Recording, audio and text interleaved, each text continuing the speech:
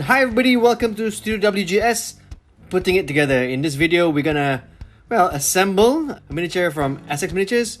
This one's 4-horse chariot, HCH1. As you can see over here is the pieces you get in the pack. If you're unaware, these are 15mm miniatures, pretty much the size of a thumb. So what I did first was, again, base. I like black basing because for me it adds the undercolor that I like when I paint. I then proceeded to put the initial red on. Most Chinese, for a lot of Chinese, red means prosperity and luck. So painting the chariot red just makes sense. Then I proceeded to paint all the riders and bowmen one by one. And in this miniature, we've got 4 different pieces. I give them a basic color, no detail, just a basic paint job. I then proceeded to pick up the bowman. I went for the bowman first because while researching the placement of the different riders, I found out that the bowman was on the left, according to Sun Bing, a military strategist who incidentally is a descendant of Sun Tzu. The rider was then put in the middle because, again, according to this military text, Sun Bing's Art of War, the rider goes in the middle. I had to use tweezers to put these figures in because, to be honest, they were rather small and fiddly. Yeah. And on the furthest right is Sun Bing refers to him as he who has no ability, but essentially it's the guy who holds the ge or the halberd. So he's a basic infantryman.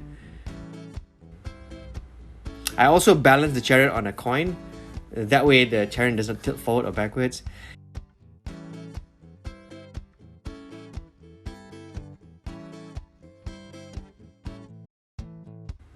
This is a general base. So what I did was I had to put in a fourth figure, which is basically the commander or the general of the army. And he went right behind the driver so as to instruct the driver on which way to go.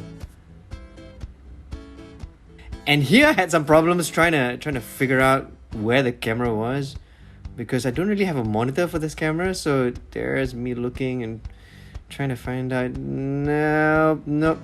Yep, almost. Yep.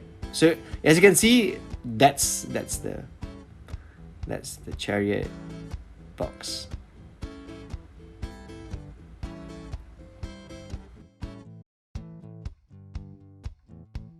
The wheels were a little bit tricky to put on, so what I did was I used some super glue. In fact, the whole thing was built with super glue. I used a thumbtack to place the super glue into the place that connects with the chariot box.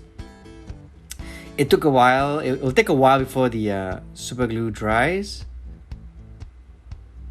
But I was really bit excited to do this video.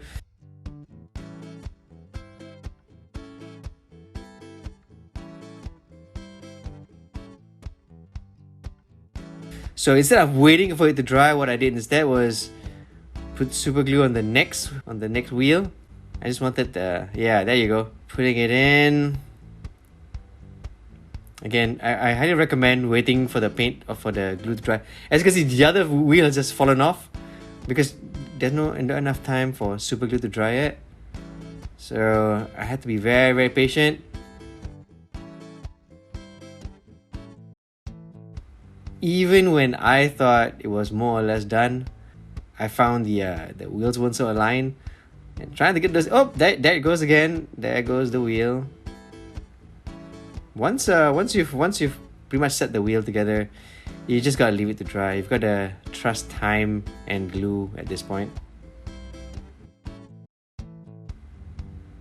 Yep. So there you have it. The reason I didn't fully paint this figure properly, with all the details, because I knew I'll be handling the figure a lot, and it'd be also much easier to paint the figure once it's all mounted, so you know where to put the light and stuff like that.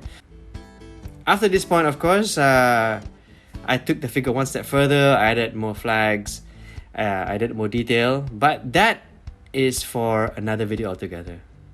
So here it is, more or less, the basic look of the figure.